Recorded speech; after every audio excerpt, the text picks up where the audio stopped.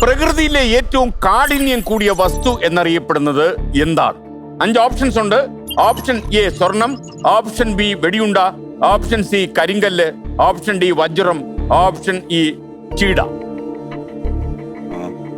സാറേ ഇതിന്റെ ഒരു ഓപ്ഷൻ ഡി വജ്രമാണെന്ന് ഒരു വജ്രമാണെന്നാണ് താങ്കൾ വിശ്വസിക്കുന്നത് അല്ലേ?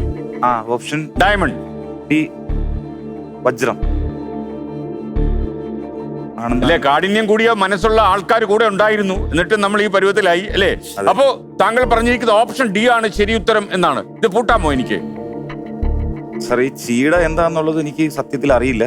അത് കടിച്ചു പൊട്ടിക്കുന്ന ഒരു സാധനമാണ്. സാറേ ഇതില് എനിക്ക് ഓപ്ഷൻ ഡി ലോക്ക് ചെയ്യാം സാറേ. വജ്രം പൂട്ടാം അല്ലേ? പൂട്ടാം.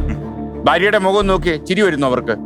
ഇല്ല, ഭാര്യ ഇത്രയും നാള് സപ്പോർട്ട് ചെയ്ത് നിന്നതല്ലേ, അപ്പൊ ഇനിയും അവള് ഇങ്ങനെ കൂടെ ഉണ്ടാവും, ത്യാഗിയായിട്ട് കൂടെ ഉണ്ടാവും. പിന്നെ ഒരുപാട് വിഷമിച്ചില്ല. ഓക്കെ, നമുക്കൊരു കാര്യം ചെയ്യാം. ഓപ്ഷൻ ഡി നമ്മൾ പൂട്ടുന്നു. പൂട്ടാം.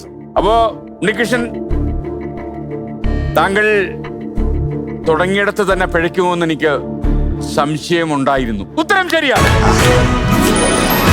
പക്ഷെ അതൊരു സംശയം മാത്രമായി അവശേഷിച്ചു. ഇപ്പോൾ 10,000 രൂപ ഈശയിലായിട്ടുണ്ട്. അപ്പൊ ഈ ഇങ്ങനെയുള്ള 1-2 അപകടങ്ങളിൽ ചെന്ന് തലവെച്ചു കൊടുത്തു. അതെ.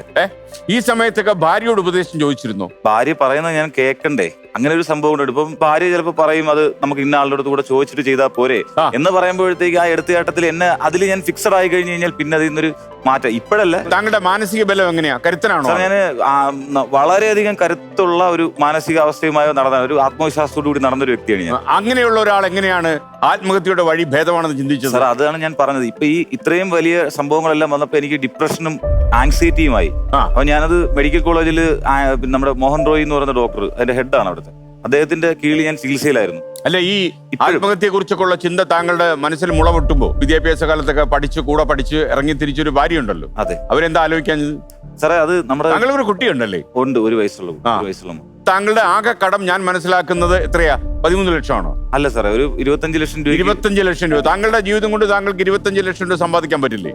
പറ്റും സാറേ, പക്ഷെ എല്ലാ വഴികളും അടഞ്ഞു വരും. കോവിഡ് ഇതുപോലുള്ള ഡിസാസ്റ്ററുകൾ പോലെ കൂടെ ഉള്ളപ്പോഴത്തേക്ക് നമ്മുടെ ഡോക്ടറുടെ ചികിത്സ തേടേണ്ടി വന്നു അല്ലേ? അല്ല, ഞാൻ അത് കഴിഞ്ഞിട്ട് എങ്ങനെയെങ്കിലും രക്ഷപ്പെടാൻ വേണ്ടിയിട്ട് ഞാൻ വീണ്ടും ഒരു പച്ചക്കറി കട തുടങ്ങിയപ്പോഴത്തേക്ക് ലോക്ക്ഡൌണും കാര്യങ്ങളും ഒക്കെ ആയിട്ട് അതും പിന്നെ മീൻ കച്ചവടം തുടങ്ങി. വണ്ടിയിൽ സാധാരണ പോലെ നമ്മൾ സൈക്കിളിൽ ബൈക്കിലൊക്കെ കൊണ്ടുപോകുന്ന പോലെ ഞാനൊരു പിക്കപ്പ് റെന്റിന് എടുത്തിട്ട് അതിൽ മീൻ കച്ചവടം തുടങ്ങി. ഒരു ട്രാവൽ ഏജൻസിയുടെ മാനേജിംഗ് ഡയറക്ടറായിട്ട് ഇരുന്ന് 8 സ്റ്റാഫുകളൊക്കെ ഉണ്ടായിരുന്ന ഞാൻ അവിടെ നിന്ന് മീൻ കച്ചവടം എന്ന് പറയുന്ന അതൊരു ഈ ഫ്ലവേഴ്സ് 1 കോടിയിൽ തന്നെ മീൻ കച്ചവടം വളരെ മഹത്തരമായ പരിപാടിയാണെന്ന് തെളിഞ്ഞു. ഒരു കമ്പനി 4500 കോടി വാല്യുവേഷനുള്ള ഒരു കമ്പനി, ഫ്രഷ് ടു ഹോം. താങ്കളെന്റെ കഥ കേട്ടില്ല? ഞാൻ കേട്ടു. ചേർത്തലക്കാരൻ സൃഷ്ടിക്കുന്ന ഒരു അത്ഭുതം. അപ്പോ പൂർണ്ണ മനസ്സോടെയാണോ താങ്കൾ ഏറ്റെടുത്തത്? ഒരിക്കലും അല്ല, പൂർണ്ണ മനസ്സോടെ. അർത്ഥ മനസ്സേ ഉണ്ടായിരുന്നുള്ളൂ. കാര്യം എന്റെ കുടുംബം എന്ന് പറയുന്നത് അത്യാവശ്യം പോപ്പുലർ ആയിട്ടുള്ള അല്ലെങ്കിൽ അറിയപ്പെടുന്ന ഒരു കുടുംബം. കണക്കല്ലേ, ഒരു വലിയ തറവാട് ഫാമിലി. അതെ. വീട്ടിലെ അച്ഛനും അമ്മയൊക്കെ എന്ത് പറഞ്ഞു? അച്ഛൻ ഇല്ല, എനിക്ക് 2 വയസ്സുള്ളപ്പോ അച്ഛനും അമ്മയും തമ്മിലുള്ള ബന്ധം ഡിവോഴ്സ് ആയതുപോലെയാണ്.